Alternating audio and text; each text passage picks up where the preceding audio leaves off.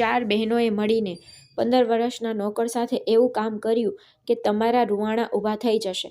મારા કાકા અને કાકીએ મને ઘરની બહાર કાઢી મૂક્યો. પાછો હું ટ્રેનમાં એક સરસ માણસને મળ્યો અને તે મને તેના ઘરે લઈ ગયો. તેને 4 દીકરીઓ હતી જે ખૂબ જ સુંદર અને સારી હતી. એક રાત્રે હું સૂતો હતો ત્યારે અચાનક તેની મોટી દીકરી મારા રૂમમાં આવી અને તેણે એવી વાત કરી કે તે સાંભળીને હું ચોંકી ગયો, કારણ કે તે મારી સાથે જે કરવા માંગતી હતી તે સાંભળીને તમારો હોશ ઉડી જશે. મને ખબર ન હતી કે મારું ભાગ્ય મને ક્યાં લઈ જશે. કદાચ નાનપણથી જ મારું નસીબ ખરાબ છે. તેથી જ મોટા થયા પછી પણ મારે ફક્ત મુશ્કેલીનો સામનો કરવો પડ્યો. હું કચ્છનો રહેવાસી છું. હું એક સાદા અને ગરીબ પરિવારનો હતો. જ્યારે મેં મારું ઘર છોડ્યું ત્યારે હું 15 વર્ષનો હતો. મેં મારું ઘર છોડી દીધું કારણ કે તે ઘરમાં મને માણસ માનવામાં આવતો ન હતો. મારા ઘરમાં મારી સાથે પ્રાણીની જેમ વ્યવહાર કરવામાં આવતો હતો. બાળપણથી લઈને આજ સુધી મને મારા માતા પિતા તરફથી પ્રેમ મળ્યો નથી. જ્યારે હું નાનો હતો ત્યારે મારા માતા પિતાએ મને છોડી દીધો. મારા પિતાને 3 ભાઈઓ હતા. જ્યારે મારા પિતાના નાના ભાઈ એટલે કે મારા કાકાને કોઈ ન હતું, મારા માતા પિતાએ મને મારા કાકા અને કાકી પાસે મૂકીને તેઓ બીજા શહેરમાં રહેવા ચાલ્યા ગયા. મારા કાકા અને કાકીએ મને તેમના બાળક તરીકે ઉછેર્યો. પરંતુ જ્યારે હું 5 વર્ષનો થયો ત્યારે મેં એવા સમાચાર સાંભળ્યા કે મારા કાકા અને કાકીને પોતાનું બાળક થવાનું છે. તે સાંભળીને હું ચોંકી ગયો. તેનું પોતાનું બાળક તેના ઘરે આવવાનું હતું. તેથી તે બંને મને ઓછો પ્રેમ કરવા લાગ્યા.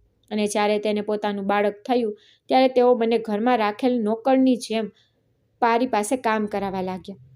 મારી કાકી મારી સાથે ખૂબ જ ક્રૂર વર્તન કરતી હતી. તેના પોતાના બાળકો થયા પછી તેણે મારી સાથે ખરાબ વર્તન કરવાનું શરૂ કર્યું. મારા કાકા પણ હવે મારી સાથે સારી રીતે વર્તન કરતા ન હતા. તેને નાનપણથી જ મને ઘરના તમામ કામો કરવા મજબૂર કર્યો હતો. હું તેનો ભત્રીજો હોવા છતાં પણ તે મારો નોકર તરીકે ઉપયોગ કરતા હતા. હું એ ઘરમાં નોકરની જેમ રહેતો હતો. જ્યારે હું 15 વર્ષનો થયો ત્યારે હું એ બધાથી કંટાળી ગયો હતો અને હવે હું આ ઘર છોડીને ક્યાંક દૂર જવા માંગતો હતો. કાકા અને કાકી પણ ઈચ્છતા હતા કે હવે હું કોઈક રીતે અહીંથી દૂર જાઉં અને તેમનો પીછો છોડું. તેઓ મને ઘણીવાર કહેતા કે હવે તું તારા સગા માતા પિતા પાસે ચાલ્યો જા. અમારે તારી કોઈ જરૂર નથી. પરંતુ મારા સગા માતા પિતા મને સ્વીકારવા તૈયાર ન હતા. મારા કાકાને લાગ્યું કે જો મેં તેનો નાનો હતો ત્યાં સુધી ઉછેર કર્યો છે, પછી જ્યારે તે મોટો થશે ત્યારે તે મારી મિલકતમાં પણ હિસ્સો માંગશે, કારણ કે હવે બધી સંપત્તિ મારા પોતાના બાળકોની હોવી જોઈએ. તેથી જ તેમને પણ મારા પર દયા આવી અને તે પણ ઈચ્છતા હતા કે હું આ ઘર છોડીને ક્યાંક દૂર જાઉં. હવે તેમના ઘરમાં મારા માટે કોઈ જગ્યા બચી ન હતી. એટલે જ એક દિવસ મેં નક્કી કર્યું કે હું આ ઘર છોડી દઈશ. હું ભણેલો પણ ન હતો. તેથી જ્યારે મેં બીજા બાળકોને શાળાએ જતા જોયા ત્યારે મને પણ શાળાએ જવાની અને ભણીને સફળ થવાની ઈચ્છા થઈ. પણ મારા નસીબમાં એવું કંઈ ન હતું. કાકા પણ કાકીના કહેવાથી મારા પર હાથ ઉપાડતા. તે ઘરમાં મારા પર ખૂબ ત્રાસ ગુજારવામાં આવ્યો હતો. ત્યાં મારી સાથે નોકરની જેમ વ્યવહાર કરવામાં આવ્યો હતો. એક દિવસ હું એ ઘર ખાલી હાથે છોડીને સ્ટેશન તરફ ગયો અને ટ્રેન આવવાની રાહ જોવા લાગ્યો. પછી જ્યારે હું ટ્રેનમાં ચડ્યો ત્યારે મને કંઈક ભાન ન રહ્યું. અડધો રસ્તો પસાર થઈ ગયો જ્યારે ટીટીએ મારી પાસેથી ટિકિટ માંગી. જો મેં ટિકિટ ખરીદી હોય તો હું તેને આપું ને. મારી પાસે ટિકિટ લેવાના પણ પૈસા ન હતા. મારી મંજિલ શું છે અને હું ક્યાં જઈ રહ્યો છું તે જાણ્યા વિના જ હું ટ્રેનમાં બેસી ગયો. હું મારી બાજુમાં બેઠેલા માણસની પાછળ છુપાવા લાગ્યો. મને ખૂણામાં છુપાયેલો જોઈને તે વ્યક્તિએ મને પૂછ્યું, અરે છોકરા, તું ક્યાં જાય છે? અરે લાલા, આમ ક્યાં છુપાય છે? પછી મેં મારી આખી વાત પહેલા માણસને કહી. મારી વાત સાંભળીને તે માણસને મારા પર દયા આવવા લાગી. તે મારા વિશે વિચારવા લાગ્યો અને તે માણસ મને કહેવા લાગ્યો કે તારે આ રીતે તારું ઘર છોડવું ન જોઈએ. ચાલો હું આ ટીટી સાથે વાત કરું અને તને મારા ઘર પાસેના સ્ટેશનની ટિકિટ અપાવી દઉં. મેં તેને પૂછ્યું, સાહેબ, હું તમારા ઘરે જઈને શું કરીશ? તો તે માણસે મને પૂછ્યું, તો પછી તું ક્યાં જઈશ? તે માણસ મારી સામે ખૂબ જ બેચેનીથી જોઈ રહ્યો હતો. એવું લાગતું હતું કે જાણે તેને મારી ખૂબ જ ચિંતા છે. હું તેને જોઈને ચૂપ થઈ ગયો. પછી તેણે મને તેની સાથે તેના ઘરે આવવાનું કહેવાનું શરૂ કર્યું. તેણે કહ્યું કે કોઈ પણ રીતે મારી સાથે કામ કરવા માટે મારે એક હોકરની જરૂર છે. મારે 4 દીકરીઓ છે. મારે કોઈ દીકરો નથી. હું કોઈ પ્રામાણિક વ્યક્તિને શોધું છું જેને હું મારી સાથે રાખી શકું અને તે મારી દીકરીઓની રક્ષા કરી શકે છે અને મારા કામમાં મને મદદ પણ કરી શકે છે. મારી પાસે એક મોટી ઇલેક્ટ્રોનિક્સ વસ્તુઓની દુકાન છે. હું ઘરમાં એકમાત્ર કમાનાર વ્યક્તિ છું. તેથી મને ઘણી સમસ્યાઓનો સામનો કરવો પડે છે. મારે પત્ની પણ નથી. મારે મારી દીકરી સ્ત્રીઓનું ધ્યાન મારે પોતે જ રાખવાનું છે અને મારા કામ પર પણ ધ્યાન આપવાનું છે. એટલા માટે હું કોઈ એવી વ્યક્તિને શોધવા ઈચ્છું છું જે મારી દીકરીઓને મદદરૂપ થઈ શકે અને મારા કામમાં પણ મને મદદ કરે. મને કહ્યું, તું હજી બાળક છે અને નાનો છે. મારે 4 દીકરીઓ તને પોતાનો ભાઈ માનશે અને તને પ્રેમ કરશે. મારે 4 દીકરીઓ છે એટલે જ મારા ઘરમાં થોડું વધારે કામ હોય છે. હું મારી 4 દીકરીઓને ભણાવીને સફળ બનાવવા માંગુ છું. હું મારી દીકરીઓને અભણ જોવા નથી માંગતો. જો તું ઈચ્છે તો તું મારા ઘરે આવી શકે છે. તું મારા ઘરે રહીને પણ ઘરનું કામ કરી શકે છે અને મારા ઘરમાં તને ખાવા પીવાનું માન સન્માન બધું જ મળશે. તું મારા ઘરના નાના નાના કામો કરજે. મારી દીકરીઓ ઘરની બહાર બિનજરૂરી રીતે ન નીકળે. હું પણ મારી દુકાનમાં જ રહું છું. તેથી જ મારી દીકરીઓને બહારથી કંઈ પણ મંગાવવું હોય તો તેમને ઘણી મુશ્કેલીનો સામનો કરવો પડે છે. એટલા માટે તારે પણ તેમના માટે કંઈક બહારનું કામ હોય તો કરવું જોઈએ. જો તું આ બધું કામ કરી શકે તો હું તને મારા ઘરમાં જગ્યા આપીશ. હું પોતે જે ખાઈશ તે હું તને ખવડાવીશ. તને સારા કપડાં પહેરાવીશ. તે માણસની વાત સાંભળીને મારા હૃદય પર બહુ અસર થઈ. હું મારા ઘરેથી સવાર સાંજ નોકરની જેમ કામ કરતો અને મારા ઘર પર ઈર્ષા પણ થતી હતી. મેં વિચાર્યું કે આ માણસની સેવા કરવી જોઈએ. તે મારા માટે પણ ચોક્કસ કંઈક કરશે જેથી મારું આગળનું જીવન શાંતિથી પસાર થાય અને હું યુવાન થઈશ ત્યારે તેની દીકરીઓ પરણીને સાસરે જશે. તે પછી હું એકલો જ રહીશ. તેથી કદાચ આ માણસ તેની બધી મિલકત મારા નામે કરી દેશે. હું મનમાં ઘણી વાતો વિચારવા લાગ્યો કે જ્યારે આ માણસની 4 દીકરીઓ પરણીને સાસરે જશે તો કદાચ તે મને પોતાનો દીકરો બનાવી દેશે. એ માણસ ઘણો ધનવાન હતો. તેથી જ મને તેના ઘરે રહેવાની લાલચ આવી અને તે માણસ મને તેની સાથે તેના ઘરે લઈ ગયો. જ્યારે અમે ઘરમાં પ્રવેશ્યા ત્યારે સાંજના 5 વાગ્યા હતા. જેમ જેમ અમે ઘરની અંદર ગયા મેં જોયું કે યુવાનો અને સુંદર છોકરીઓ તે વ્યક્તિની આસપાસ ઊભી રહી. પપ્પા પપ્પા કહી તે તેના ખિસ્સામાં જોઈ રહી હતી. હું 4ઓને જોઈ રહ્યો હતો. 4 ખૂબ જ સુંદર હતી અને તે પણ આશ્ચર્યથી મારી સામે જોઈ રહી હતી. એક છોકરી તેના પિતાને કહેવા લાગી, પપ્પા તમે તમારી સાથે કોને લાવ્યા છો? તમારે છોકરો નથી તો શું તમે બહારથી કોઈ છોકરાને લાવીને રાખી દેશો? ત્યારે સાહેબે જવાબ આપ્યો કે હું આ છોકરાને તમારી મદદ કરવા માટે લાવ્યો છું જેથી કરીને તમને તમારા અભ્યાસમાં કોઈ સમસ્યા ન આવે. હું મારી દીકરીઓને ભણાવીને સફળ બનાવવા માંગુ છું. હું ઈચ્છું છું કે તમે 4 તમારા પગ પર ઊભા થાવ. તે દિવસથી મેં ત્યાં કામ કરવાનું શરૂ કર્યું. ત્યાં મને રહેવા માટે એક નાનકડો રૂમ આપ્યો હતો. હું એ જ રૂમમાં રહેતો હતો અને ત્યાં સૂતો હતો. મોટી દીકરી 24 વર્ષની હતી અને તે હંમેશા મારી સાથે વાતો કરતી રહેતી હતી. તેનું નામ નૈના હતું. નૈના કહેતી કે મને ભણવાનો શોખ નથી. અમારા પિતા અમને ભણાવવા માટે દબાણ કરે છે. તેમની વાત સાંભળીને મને નવાઈ લાગતી. હું છોકરો હતો તો પણ મને ભણાવવામાં આવ્યો ન હતો. એ છોકરીઓના પિતાએ તે છોકરીઓ હોવા છતાં તેમને ભણાવી હતી. પરંતુ આ છોકરીઓ ભણવામાં ધ્યાન આપતી ન હતી. તેઓ આખો સમય મોબાઈલ કે ટીવી પર ધ્યાન કેન્દ્રિત કરીને બેઠી હોતી અથવા તેઓ એકબીજા સાથે મજાક કરતી હોતી. હું ત્યાં હવે 2 વર્ષથી કામ કરતો અને હું 17 વર્ષનો થઈ ગયો હતો. એક રાત્રે જ્યારે હું મારા રૂમમાં સૂતો હતો ત્યારે મને મારા રૂમના દરવાજે હળવો અવાજનો અનુભવ થયો. હું આંખો ચોળીને જાગી ગયો. મને ખૂબ ઊંઘ આવી રહી હતી. દરવાજો ખોલતાની સાથે જ મારી સામેનું દ્રશ્ય જોઈને હું આશ્ચર્યચકિત થઈ ગયો. નૈના મારી સામે ઊભી હતી. મને ખબર નથી કે તે રાત્રે આટલા સુંદર કપડાં પહેરીને ક્યાં જઈ રહી હતી. મેં તેને ખૂબ જ વિચિત્ર નજરે જોવાનું શરૂ કર્યું. પણ પછી તેની વાતચીત અને ચાલથી એવું લાગ્યું કે તે ક્યાંય જતી નથી પણ મારા રૂમમાં આવી રહી છે. મેં તેને રોકીને પૂછ્યું, નૈના તું આટલી રાતે મારા રૂમમાં કેમ આવે છે? તો તે મને કહેવા લાગી કે મારે તારા રૂમમાં થોડું કામ છે તો તું આ રૂમમાંથી બહાર જા. એટલું કહીને તેણે ઝડપથી દરવાજો ખોલ્યો અને મારા રૂમમાં આવી ગઈ. મારે મારા રૂમમાંથી બહાર નીકળવું પડ્યું. તેણે મને કહ્યું, તું હોલમાં જઈને સૂઈ જા. ત્યાં તારા માટે બ્લેન્કેટ રાખેલું છે. તેને ઓઢીને સૂઈ જા. હું તને સવારે 5 વાગે જગાડીશ. પછી તું તારા રૂમમાં આવીને સૂઈ જજે. તેમના શબ્દો સાંભળીને મને ખૂબ જ આશ્ચર્ય થયું. તેણે મને કહ્યું, હું તારા રૂમમાંથી ચોરી કરવા નથી આવી. પછી હું ત્યાંથી આવીને હોલમાં બેઠો. મારી આંખો ચોળીને જોયું કે ખરેખર સોફા પર એક બ્લેન્કેટ પડ્યો હતો. એટલે કે તેણે મારા માટે સૂવાની વ્યવસ્થા પહેલેથી જ કરી દીધી હતી. હું સાવ દુબળો પાતળો હતો. તેથી હું આરામથી સોફા પર સૂઈ ગયો. મારી જાતને બ્લેન્કેટથી ઢાંકીને સૂઈ ગયો. મને ઠંડી પણ લાગતી ન હતી. ગાઢ નિંદ્રામાં સરી પડ્યો અને મને કંઈ જ ભાન ન રહ્યું. સવારે જ્યારે મેં આંખ ખોલી ત્યારે સવારના 5 નહીં પણ સવારના 8 વાગ્યા હતા. મેં આંખ ખોલી તો જોયું કે સાહેબ મારી સામે ઊભા હતા. તેમણે મને પૂછ્યું કે તું અહીં કેમ સૂઈ રહ્યો છે? મેં તને કેટલી વાર કહ્યું છે કે તારા રૂમમાં જ રહે, અને આ હોકરીઓનું ઘર છે. દીકરીઓ, સમજુ છું કે તું હજી નાનો છે, પરંતુ તારી આદતો એવી ન હોવી જોઈએ કે મારી દીકરીઓને કોઈ સમસ્યાનો સામનો કરવો પડે. સાંજ પહેલાં બધા કામ પતાવી લે. સાહેબની વાત સાંભળીને હું થોડો નર્વસ થઈ ગયો. નૈનાની વાત મારા મગજમાંથી નીકળી ગઈ હતી. હું શરમ અનુભવતો મારા રૂમમાં પાછો આવ્યો. સવારનું કામ શરૂ થવામાં હજુ 2 કલાક બાકી હતા, પણ હું રૂમમાં આવ્યો કે તરત જ મેં જોયું કે મારો રૂમ વિચિત્ર હાલતમાં હતો. મારા રૂમમાં ખાદ્ય પદાર્થોના ખાલી પેપર પડેલા હતા. એવું લાગતું હતું કે જાણે મારા રૂમમાં કોઈએ પાર્ટીનું આયોજન કર્યું હોય. પણ પછી જ્યારે મેં નીચે કાચની બંગડીઓ તરફ જોયું તો મને નવાઈ લાગી.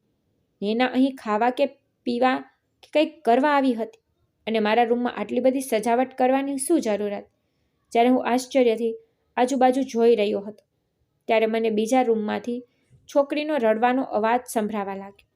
અવાજ સાંભળીને જેવો જ રૂમની પાસે ગયો અને તો જોયું કે નૈનાના રૂમમાંથી અવાજ આવી રહ્યો હતો. નૈના પીડાથી રડી રહી હતી. તેનો અવાજ સાંભળીને હું તેના રૂમમાં ગયો કે તરત જ રડવાનો અવાજ બંધ થઈ ગયો. ત્યાં જોયું તો નૈના પપ્પા તેની દીકરી પર બૂમો પાડતા હતા, અને તેની દીકરી પણ તેના પર બૂમો પાડી રહી હતી. બંને સાપ ચૂપ થઈ ગયા, અને સાહેબ મને પૂછવા લાગ્યા કે તું અહીં કેમ આવ્યો છે? મેં તને અહીં બોલાવ્યો નથી, તો તું અહીં શું કરવા આવ્યો છો? સાહેબ ખૂબ જ ગુસ્સે જણાતા હતા અને ભયભીત નજરે મારી સામે જોઈ રહ્યા હતા. પછી મારે રૂમમાંથી બહાર આવવું પડ્યું હતું. હું બહાર આવતા જ ફરી રડવાનો અવાજ શરૂ થઈ ગયો. નૈના બૂમો પાડી રહી હતી. પપ્પા, મારા વાળ છોડો, મને પીડા થાય છે, મારા પર દયા કરો. નૈનાનો અવાજ સાંભળીને હું ડરી ગયો. આ બધું શું થઈ રહ્યું છે? તેના વિશે હું મનમાં વિચારવા લાગ્યો. મેં તો કોઈ ભૂલ નથી કરીને. આ શક્ય નથી. હું આવીને મારા રૂમમાં બેસી ગયો, કારણ કે સાહેબે મને આજ સુધી કોઈ કામ નહોતું આપ્યું. પછી મેં જોયું કે સાહેબ દુકાનની ચાવી લઈને દુકાને ગયા. મને ખબર નથી કે આજે રાત્રે શું થયું જેના કારણે સાહેબ આટલા ગુસ્સામાં હતા. આખો દિવસ વીતી ગયો અને રાત થવામાં થોડો સમય બાકી હતો. જ્યારે નૈના મારા રૂમમાં આવી ત્યારે તેની આંખોમાં આંસુ આવી ગયા હતા. તે મને કહેવા લાગી કે અંકિત, સાંભળ, મારે તારી સાથે વાત કરવી છે. હું ઊભો થયો અને શું થયું તે જણાવવા કહ્યું. મારી વાત સાંભળીને તે બેસી ગઈ અને મારી સામે રડવા લાગી. રડતા રડતા તેણે મને કહ્યું કે હું તને શું કહું અંકિત, મારા પપ્પા અમને પ્રાણીની જેમ મારે છે. તે કહે છે કે તમારે ભણવું જોઈએ અને પોતાનું નામ બનાવવું જોઈએ. તે પહેલેથી જ ખૂબ જ લોભી વ્યક્તિ છે. તે તેની દીકરીઓની કમાણી ખાવા માંગે છે. તે ઈચ્છે છે કે હું નોકરી કરું અને મારી કમાણી મારા પિતાને સોંપી દઉં. પણ હવે મારી ઉંમર થઈ ગઈ છે. મારે લગ્ન કરવા છે. લગ્ન કરવા એ મારો અધિકાર છે. હું એક છોકરાને ખૂબ પ્રેમ કરું છું અને તેની સાથે લગ્ન કરવા માંગુ છું. ગઈકાલે રાત્રે તે છોકરો મને મળવા આવ્યો હતો, જે મારા પિતાને ખબર પડી ગઈ, જેના પર મારા પિતા ગુસ્સાથી લાલ થઈ ગયા. તે સમયે તે કંઈ બોલ્યા ન હતા, પરંતુ બાદમાં તેને શંકા ગઈ અને તેણે મને એટલો માર માર્યો કે મને મારો જીવ લેવાનું મન થયું. શું તું મને મદદ કરીશ? મને લાગ્યું કે તેમના પિતા ઘણા સારા છે અને આ છોકરીઓને તેમના પિતાનું કોઈ મહત્વ નથી. જ્યારે રાત પડી ત્યારે નૈનાએ ખોટું પગલું ભરવાનું નક્કી કર્યું. ત્યારે મેં તેને સમજાવી અને રોકી. બીજી જ રાત્રે તે મને કહેવા લાગી કે તારે એક કામ કરવાનું છે. જ્યારે હું રાત્રે મારા મોઢા પર રૂમાલ બાંધીને આવું ત્યારે તારે ચોર ચોર એમ અવાજ કરવાનો છે. જ્યારે હું ઘરનો દરવાજો ઓળંગીશ ત્યારે તારે આ પથ્થર ઉપાડીને મને મારવાનો છે. અને પછી તેને કહ્યું કે પછી જે થાય તે જોયું હશે. નૈનાએ મારી પાસેથી આ વચન લીધું હતું, કારણ કે જો હું તેને સાથ નહીં આપું તો તે તેના પિતાને કહેશે અને મને મારશે. અને ગમે તેમ કરીને મારે કોઈ મોટું કામ કરવાનું ન હતું. મારે તો પથ્થર જ ઉપાડીને ખોટું મારવાનું હતું. મેં પણ એવું જ કર્યું. પણ એક કમનસીબ અને ખરાબ સમયે જ્યારે મેં પથ્થર ઉપાડીને સામે દિવાલ પર મારવા ફેંક્યો ત્યારે સામેથી સાહેબ આવી રહ્યા હતા.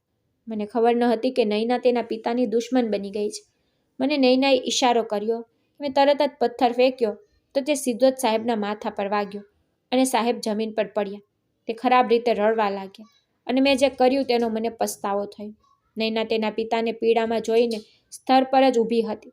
તે તેની જગ્યાએથી ગઈ ન હતી. પછી શું થયું? સાહેબને હોસ્પિટલ લઈ ગયા અને ત્યાં તેને જીવ ગુમાવ્યો અને પાછળથી પોલીસ પણ તપાસમાં આવી. આ આખું ઘર રહસ્ય પોલીસ સમક્ષ ખુલ્યું, પણ પછી સંજોગોને કારણે મારે પણ જેલમાં જવું પડ્યું. સાહેબની બાકીની 3 દીકરીઓને લાગ્યું કે આ બધા માટે હું જ જવાબદાર છું. તેઓએ મને પોલીસને હવાલે કર્યો અને મેં જેલમાં મારી સજા ભોગવી. પરંતુ મારી સાથે નૈનાને પણ જેલમાં ધકેલી દેવામાં આવી હતી, કારણ કે તે પણ ઘટના સ્થળે જ ઊભી હતી અને તેણે તેના પિતાને બચાવવા માટે કોઈ પ્રયાસ કર્યો ન હતો. મને જેલની સજા ભોગવવાની ફરજ પડી હતી, જેના માટે મેં કોઈ ગુનો કર્યો ન હતો. હું સાહેબના ઘરે કામ કરતો હતો.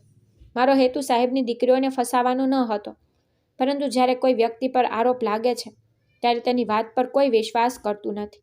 ત્યારબાદ જ્યારે હું જેલમાં ગયો ત્યારે મને નૈના સાથે એ જ જેલમાં રાખવામાં આવ્યો હતો. જેલમાં એક છોકરો ઇન્ટરવ્યૂ માટે આવ્યો હતો. તે નવા કેસ શોધતો રહેતો અને દરરોજ તે પોલીસ અધિકારીને પૂછતો કે આ છોકરાને છોકરી સાથે એક જ જેલમાં કેમ રાખવામાં આવ્યો છે. ખબર નહીં કેમ પહેલો છોકરો મને જોઈને આટલો નવાઈ પામ્યો. પહેલા રિપોર્ટરનું નામ આકાશ હતું. આખરે તે વિચારી રહ્યો હતો કે આ છોકરો મહિલા સાથે જેલમાં શું કરી રહ્યો છે. મોટાભાગની જેલમાં પુરુષો અને મહિલાઓને અલગ અલગ રાખવામાં આવે છે, પરંતુ અહીં એક 17 વર્ષનો છોકરો 26 વર્ષની યુવાન અને સુંદર છોકરી સાથે એક જ જેલમાં બંધ હતો. આ બાબત ખરેખર આશ્ચર્યજનક હતી, જેને જોઈને રિપોર્ટર ખૂબ જ આશ્ચર્યચકિત થઈ ગયો. એક દિવસ તેણે જેલરને પૂછ્યું કે મામલો શું છે. મહિલા જેલમાં આ છોકરાનું શું કામ હતું અને આ છોકરો 17 વર્ષનો છે ત્યારે તેની સાથે એક યુવાન છોકરીને કેમ રાખવામાં આવી છે. આ છોકરો પુરુષોની જેલમાં હોવો જોઈએ અથવા બાળકોની જેલમાં.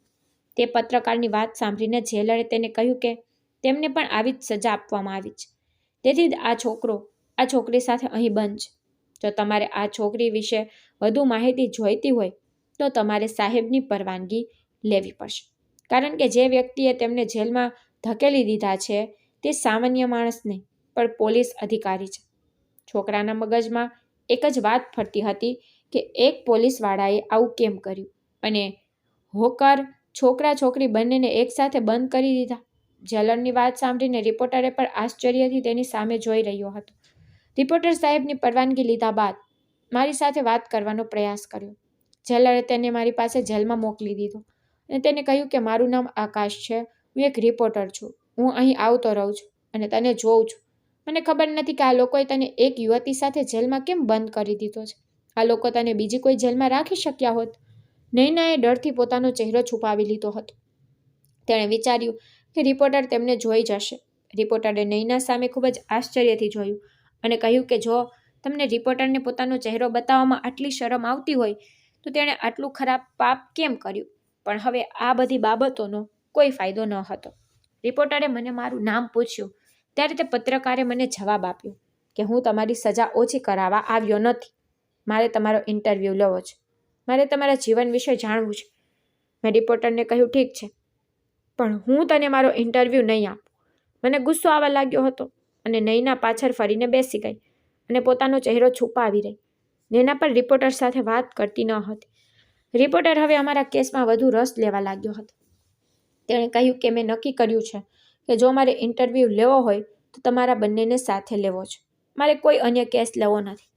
રિપોર્ટર આમ કહીને અમારી જેલ છોડી ગયું અને કહ્યું મેં આનાથી વધુ રસપ્રદ કેસ ક્યારેય જોયો નથી અને તેણે જેલર પાસેથી અમારી ફાઇલ જોવાની કોશિશ કરી. પહેલાં તો જેલરે મનમાની કરી, પણ તે રિપોર્ટરે તેને પૈસાની લાલચ આપી. ખબર નહીં કેમ આ રિપોર્ટર હાથ ધોઈને અમારી જ પાછળ પડ્યો હતો. પૈસાના લોભને કારણે જેલરે અમારા વિશેની તમામ માહિતી તે રિપોર્ટરને આપી. જ્યારે તેણે અમારી ફાઇલ વાંચી ત્યારે તેને ખૂબ જ નવાઈ લાગી, કારણ કે અમારી વિરુદ્ધ રિપોર્ટ નૈનાની બહેનોએ જ ફાઇલ કર્યો હતો અને નૈના તેના પિતાની મોટી પુત્રી હતી. પત્રકારે જેલરને પૂછ્યું કે આ બંનેએ શું કર્યું. જેલરે તેને બધું કહ્યું, પણ તે હજી પણ મારામાંથી એકવાર બધું સાંભળવા માંગતો હતો. જેલરે પત્રકારને કહ્યું કે ક્યારેક આ 3 બહેનો અહીં આવે છે અને તેમની બહેનને બહુ કહેતી નથી, પણ આ છોકરા પર ખૂબ ગુસ્સે થાય છે અને બૂમો પાડે છે. અમે ઈચ્છીએ છીએ કે અમે આ છોકરાને આ જેલમાંથી બહાર કાઢી અને તેને બીજે ક્યાંક રાખી દઈએ, પરંતુ તેમ છતાં અમારા માટે તે અશક્ય છે, કારણ કે અમને આ છોકરાને આ છોકરા સાથે રાખવાનો આદેશ આપવામાં આવ્યો છે. અમે આ છોકરાને ક્યારેય અન્ય જેલમાં ન રાખી શકીએ. રિપોર્ટરને આ ખૂબ જ વિચિત્ર લાગ્યું. રિપોર્ટરે જેલરને પૂછ્યું શું તમે મને આ કહી શકો છો? તમે મને એક પોલીસ કર્મચારી વિશે કહ્યું જે તેમને અહીં બંધ રાખે છે. શું તમે મને તે કોણ છે અને તે તેમના વિશે શું વિચારે છે તે કહી શકો? આ બાબતે જેલર બની ગયા અને રિપોર્ટરે વિચાર્યું કે કદાચ જેલરને પણ આ વાતની ખબર નહીં હોય. તે પછી રિપોર્ટરે ચોકીદાર પાસેથી અમારા વિશે જાણવાનો પ્રયાસ કર્યો. ચોકીદારનું કામ ચોકીદારી રાખવા કરતાં પોલીસ સ્ટેશનની અંદરની પરિસ્થિતિ વિશે સમાચાર રાખવાનું વધુ હતું. રિપોર્ટર ખૂબ જ હોશિયાર લાગતો હતો અને અમારા વિશે સૌથી વધુ જાણવાનો પ્રયાસ કરી રહ્યો હતો. ચોકીદાર ઘણો વૃદ્ધ હતો અને રિપોર્ટરે વિચાર્યું કે તેને આ વિશે કંઈક ખબર હોવી જોઈએ. તેણે વિચાર્યું કે ચોકીદાર તેને જે થયું તે ચોક્કસ કહેશે. તેણે વિચાર્યું કે ચોકીદાર આ છોકરા અને છોકરી વિશે ચોક્કસ જાણતો હશે. જ્યારે રિપોર્ટરે ચોકીદારને આ વિશે પૂછ્યું ત્યારે ચોકીદારે આશ્ચર્યથી તેની સામે જોયું અને કહ્યું, તમે આ છોકરી વિશે શું કામ પૂછો છો? તે બંને પતિ પત્ની છે. રિપોર્ટરે કહ્યું, અરે એવું ના થઈ શકે. આ છોકરો ખૂબ જ નાનો છે જ્યારે છોકરી ખૂબ મોટી છે. ચોકીદારે કહ્યું કે પ્રેમમાં વ્યક્તિ કંઈ પણ કરી શકે છે. કદાચ આ છોકરીએ આ યુવક સાથે લગ્ન કર્યા છે. ચોકીદારે રિપોર્ટર સાથે મજાક કરી હતી અને કહ્યું હતું કે એવું ન વિચારો કે આ છોકરીનો પતિ હશે. આ છોકરો 17 વર્ષનો છે અને એક થપ્પડ ખાવાને પણ લાયક નથી. એક બાજુ છોડી દો. મારો મતલબ છે કે આ ગરીબ માણસમાં એટલો જીવ નથી. જુઓ તેનું શરીર કેટલું પાતળું અને નબળું છે. શું તમને લાગે છે કે આ ગુનેગાર હશે? ફક્ત મોટા લોકો આવા નાના માણસો ઉપર આરોપ નાખી દે છે. ચોકીદારે રિપોર્ટરને ઘણું કહ્યું. ત્યારે રિપોર્ટરને કહ્યું કે હું તમને તેમના વિશે વધુ નહીં કહું, પરંતુ હું તમને એટલું કહી શકું છું કે જે આ બંનેને આ જેલમાં લાવ્યો તે બીજું કોઈ નહીં પણ તેમના પોતાના સંબંધીઓમાંથી એક છે, જે એક પોલીસ કર્મી છે અને અહીં તે પોલીસ કર્મીની વાતને કોઈ નજર અંદાજ કરી શકે નહીં. એટલે જ તેમનો આદેશ છે કે આ બંનેને સાથે રાખવા જોઈએ. તેથી જ અમે આ બંનેને સાથે રાખ્યા છે. જો તમારે બાકીની માહિતી મેળવવી હોય તો તમારે આ છોકરા પાસેથી જ મેળવવી આવવી. આ છોકરો ખૂબ જ સ્માર્ટ છે. તેની આંખો આગળ પાછળ ફરે છે. ત્યાં કેસ વિશે બધું જ જાણે છે. જેલરે રિપોર્ટરને કહ્યું કે તેનો ઇન્ટરવ્યૂ લેવા માટે મને પૈસા આપો અને તેને અહીંથી લઈ જાઓ. તેને બહાર લઈ જાઓ અને તેનો ઇન્ટરવ્યૂ લો. આ રીતે તમે તેના વિશે બધું જાણી શકશો. બીજા દિવસે પત્રકારે પણ એવું જ કહ્યું કે આ લોકોની વાત બહુ રસપ્રદ છે. પરંતુ રિપોર્ટરને એક રસપ્રદ વાત તો જોઈતી જ હતી અને તેણે વિચાર્યું કે પર્વત ખોદવાનો અને ઉંદર શોધવાનું ઉદાહરણ મારી સાથે કામ કરશે. તેથી તેણે વિચાર્યું કે મારી પાસે બીજો કોઈ વિકલ્પ નથી, કારણ કે અન્ય લોકો પણ વાત કરવા તૈયાર નથી અને જો તેઓ વાત કરે તો પણ તેમની વાત ખાસ રસપ્રદ ન હતી. બસ તેણે નક્કી કર્યું કે તે મારી સાથે જ વાત કરશે અને તે મારો ઇન્ટરવ્યૂ લીધા વગર અહીંથી જશે નહીં. અને પછી ફરીથી તે પત્રકાર જેલમાં મારી પાસે આવ્યો અને મને કહ્યું કે જો તમે મને યોગ્ય ઇન્ટરવ્યૂ આપો અને તમારી વાત સાચી રીતે કહો તો હું તમને આ જેલમાંથી બહાર કાઢી શકીશ. રિપોર્ટરની વાત સાંભળતા જ મારી આંખમાં આંસુ આવી ગયા અને કહ્યું કે શું તમે ખરેખર મને આ જેલમાંથી બહાર કાઢી શકશો? રિપોર્ટરે કહ્યું કે હા, ખરેખર હું તમને મદદ કરીશ. જો અમારા ઘણા મિત્રો છે જે વકીલ છે અને વકીલો માટે કોઈને જેલમાંથી બહાર કાઢવું મુશ્કેલ કામ નથી. જો તમે મને તમારા વિશે બધું કહી દો તો તે શક્ય છે. તેની વાત સાંભળ્યા પછી મેં માથું હલાવ્યું અને કહ્યું, પ્લીઝ અત્યારે મને અહીંથી બહાર કાઢો. અહીં જેલમાં બેસીને હું તમને મારા વિશે કંઈ કહી શકું તેમ નથી. હું અહીં નૈનાની સામે બેસીને મારા દિલની દરેક વાત કહેવા માંગતો નથી. હું શરમમાં આવવા માંગતો નથી. આ મારા બોસની દીકરી છે અને હું તેનું ઘણું સન્માન કરું છું. મારી વાત સાંભળીને રિપોર્ટર આશ્ચર્યચકિત થઈ ગયો અને નૈનાને પણ હું બહાર જાઉં તે વાતમાં કોઈ રસ ન હતો. રિપોર્ટર મારા વિશે જાણવા માટે ખૂબ જ ઉત્સુક હતા. છેવટે મીડિયામાં સમાચાર ફેલાવ્યા પછી પ્રખ્યાત થવા માંગતા હતા. તે તેની આવકનો સ્ત્રોત જોઈ રહ્યો હતો અને હું ઈચ્છતો હતો કે તે કોઈ પણ રીતે મને આ જેલમાંથી બહાર કાઢે. નૈના ખૂબ જ આશ્ચર્ય અનુભવી રહી હતી. રિપોર્ટર પણ આ જોઈ રહ્યો હતો અને તેને એવું લાગી રહ્યું હતું કે જાણે તે કોઈ છોકરાની હાજરીમાં ખૂબ જ શરમ અનુભવી રહી હોય. મારી અને તેમની વચ્ચે ઉંમરનો ઘણો તફાવત હતો. રિપોર્ટરે ચોકીદારને થોડા પૈસા આપ્યા અને કોઈક રીતે મને જેલમાંથી બહાર કાઢ્યો. રિપોર્ટરે ચોકીદારને કહ્યું કે તે મને 24 કલાક માટે બહાર લઈ જઈ રહ્યો છે અને 24 કલાક પછી તે પોતે જ મને જેલમાં છોડી દેશે. શરત માટે રિપોર્ટરે તેના તમામ આઈડી કાર્ડ ચોકીદારને આપી દીધા હતા. છેવટે રિપોર્ટરને મને લઈ જવાની પરવાનગી મળી ગઈ અને આ રીતે ચોકીદારનું ખિસ્સું પણ ભરાઈ ગયું અને રિપોર્ટરનું કામ પણ થઈ ગયું. બહાર આવ્યા પછી વાતાવરણ ખુશનુમા બની ગયું. બહારની હવા મને સ્પર્શી રહી હોય એવું લાગ્યું. હું ખૂબ ખુશ હતો. કે આખરે 8 મહિના પછી મેં બહારનું વાતાવરણ જોયું. લાંબા સમય પછી મને ઠંડી હોવાનો આનંદ મળ્યો. મેં પત્રકારને કહ્યું કે તમે મારા માટે દેવદૂતની જેમ આવ્યો છો. ત્યારબાદ રિપોર્ટરે મને પૂછ્યું કે તમારી ઉંમર શું છે. મેં કહ્યું કે હું 17 વર્ષનો થવાનો છું, પરંતુ જ્યારે હું અહીં કામ કરવા આવ્યો ત્યારે ઉંમર 15 વર્ષની હતી. રિપોર્ટરે કહ્યું, સારું, તું બહુ યુવાન લાગે છે. મેં રિપોર્ટરને કહ્યું, હા, તેથી તું નાનો દેખાવ છું, કારણ કે મને અહીં ખાવા પીવાનું કંઈ મળતું નથી. જો મેં મારા સ્વાસ્થ્યનું ધ્યાન રાખ્યું હોત તો હું એકદમ સ્વસ્થ હોત, પણ નાનપણથી જ આજ સુધી મને ક્યાંય શાંતિ મળી નથી. મને ખબર નથી કે મારું ભાગ્ય મને ક્યાં લઈ જશે અને મારું શું થશે. મારા નસીબમાં ફક્ત જુલ્મ અને જુલ્મ જ લખાયેલા છે. આ સાંભળીને રિપોર્ટર શાંત થઈ ગયો અને થોડીવાર પછી તેને કહ્યું કે ઠીક છે, મને તમારા વિશે કહો. તમે ક્યાં જઈને આ ઘટના કહેવા માંગો છો?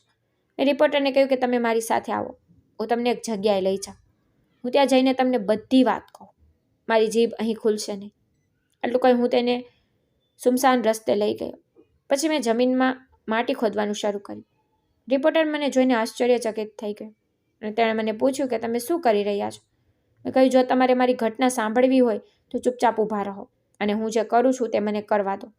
આટલું કહી મેં ફરીથી માટી ખોદવાનું શરૂ કર્યું અને માટીમાંથી ધ્યાનથી જોઈ રહ્યો.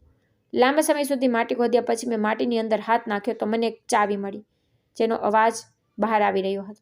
રિપોર્ટરે ભારે આશ્ચર્યથી મારી સામે જોયું અને જોયું કે મારા હાથમાં ચાવીની ચેન લહેરાતી હતી. પછી રિપોર્ટરે મને પૂછ્યું કે આ શું છે. મેં કહ્યું કે આ ચાવીઓ છે અને આ મારા સાહેબના ઘરની ચાવીઓ છે. મેં મારા માલિક સાથે ક્યારેય દગો નથી કર્યો. હું તમને મારી સાથે મારા માલિકના ઘરે લઈ જઈશ. આપણે ત્યાં બેસીને એકબીજા સાથે વાત કરશું. ત્યાં હું તમને ચા બનાવીને પીવડાવીશ અને તમને એક આખી ઘટના પણ કહીશ. તમે જાણો છો કે મારી વાત ઘણી લાંબી હોઈ શકે છે. વાત સાંભળતા સાંભળતા તમારે ઘણું લખવું પડશે. તેણે મને કહ્યું કે તમારી વાત પરથી એવું નથી લાગતું કે તમે બાળક છો. એવું લાગે છે કે તમે 40 વર્ષના સમજદાર વ્યક્તિ છો. મેં રિપોર્ટરને કહ્યું, રિપોર્ટર સાહેબ, મારી સમસ્યાઓએ મને બાળક નહીં પણ 40 વર્ષનો શાણો બનાવી દીધો છે.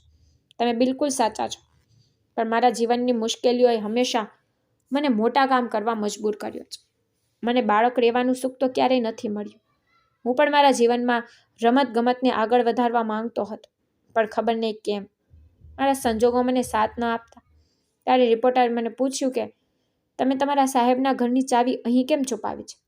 પહેલાં મેં ઊંડો શ્વાસ લીધો અને પછી કહેવાનું શરૂ કર્યું કે નૈનાએ મને કહ્યું હતું કે આ ચાવીઓ અહીં જ છુપાવી દે. જો આપણે ક્યારેય જેલમાંથી બહાર આવીએ તો આપણે આ ઘરની ચાવી કોઈની પાસે માંગવી ન પડે. અમે અહીંથી ચાવી લઈ લેશું. આ સાંભળીને રિપોર્ટર ખૂબ જ આશ્ચર્યચકિત થઈ ગયો.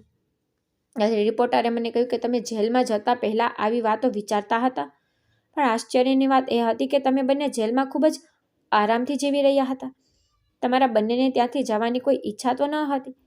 મેં રિપોર્ટરના આ નિવેદનનો જવાબ આપ્યો ન હતો અને અમે સાહેબના ઘરે પહોંચી ગયા. મેં ચાવીના ઝૂંડમાંથી ચાવી કાઢી અને ઘરનો દરવાજો ખોલ્યો. ઘરની અંદર એક વિચિત્ર દુર્ગંધ આવતી હતી. જોયું કે ઘર એકદમ ઠંડુ થઈ રહ્યું છે. ઘર લાંબા સમયથી બંધ હતું. આ કારણે ત્યાં ઘણી ગંદકી અને ધૂળ હતી. હું અને રિપોર્ટર ધીમે ધીમે ઘરની અંદર ગયા.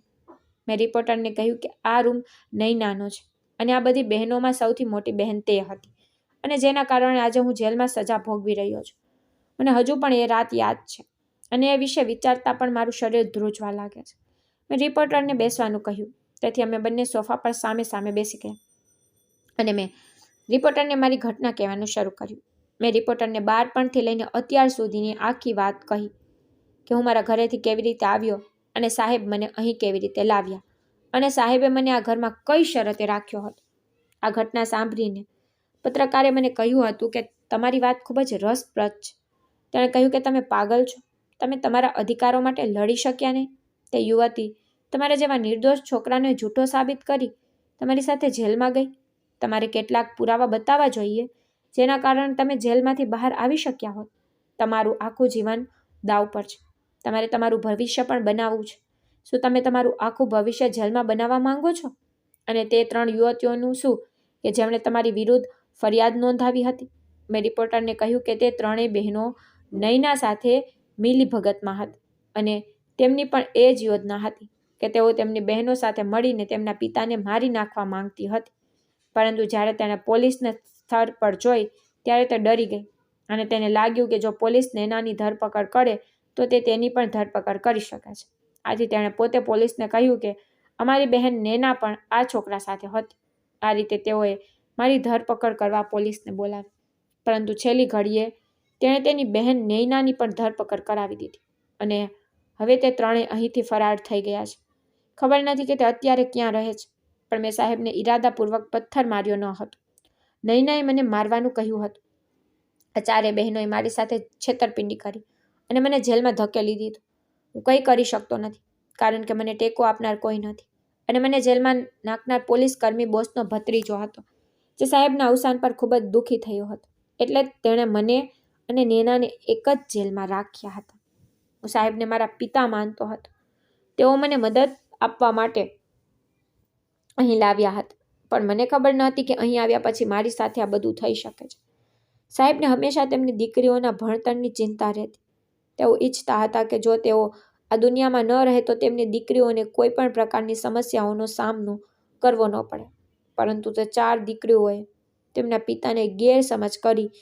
તેમને લાગ્યું કે તેમના પિતા તેમને ભણાવીને તેમના પૈસા ખાવા માંગે છે, પરંતુ સાહેબ તો ખૂબ જ સારા અને પ્રામાણિક વ્યક્તિ હતા. તેઓ હંમેશા તેમની દીકરીઓના કલ્યાણ માટે વિચારતા હતા. જો મને તે દિવસ ખબર હોત કે આ ચારે મળીને તેમના પિતાને મારવા માંગે છે તો મેં તેમને ક્યારેય સમર્થન ન આપ્યું હોત અને સાહેબને આ વિશે બધું કહ્યું હોત. રિપોર્ટરે મારી વાત નોંધી લીધી અને મારી આખી વાત સાંભળ્યા પછી તે મને 24 કલાક પછી પોલીસ સ્ટેશન લઈ ગયો. તે પછી હું નૈના સાથે એ જ જેલમાં બંધ હતો. બીજા દિવસે પોલીસ સ્ટેશનની અંદર ઘણા સમાચાર પત્રકારો હાજર હતા અને ઘણા વકીલો પણ હતા, જેઓ મને છોડાવવા માંગતા હતા.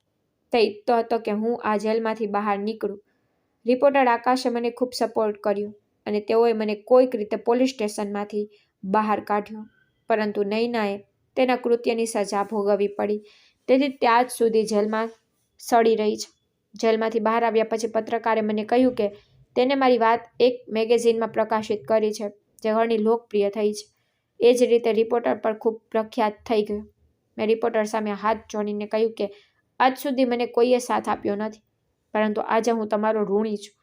તમે મને મારા મોટા ભાઈની જેમ ટેકો આપ્યો. કદાચ આ દુનિયામાં મારું કોઈ ન હતું જે મારા પર આટલો મોટો ઉપકાર કરી શકે, પરંતુ રિપોર્ટરે મારા વિશે કંઈ ન વિચાર્યું હોવા છતાં તેણે કદાચ પોતાના ફાયદા માટે તો ફાયદા માટે પણ મને તો જેલમાંથી બહાર કાઢ્યો અને મને અને મારી ઘટનાને પણ પ્રખ્યાત કરી. હું 17 વર્ષનું છું, હું પરિણીત છું અને હું એક પ્રામાણિક વ્યક્તિ છું. હું ઘણું ભણ્યો અને આજે હું પણ એક રિપોર્ટર છું અને હું મારા પરિવાર મિત્રો સાથે ખૂબ જ ખુશ છું. મને આશા છે કે તમને અમારી વાર્તા ગમી હશે. જો તમને વાર્તા પસંદ આવી હોય તો વિડીયોને લાઈક કરો. જો તમે ચેનલ પર નવા છો તો ચેનલને સબસ્ક્રાઈબ કરો અને હા, નોટિફિકેશન બેલ દબાવો તો તમને અમારા વિડીયોની સૌથી પહેલાં અપડેટ મળે. ધન્યવાદ.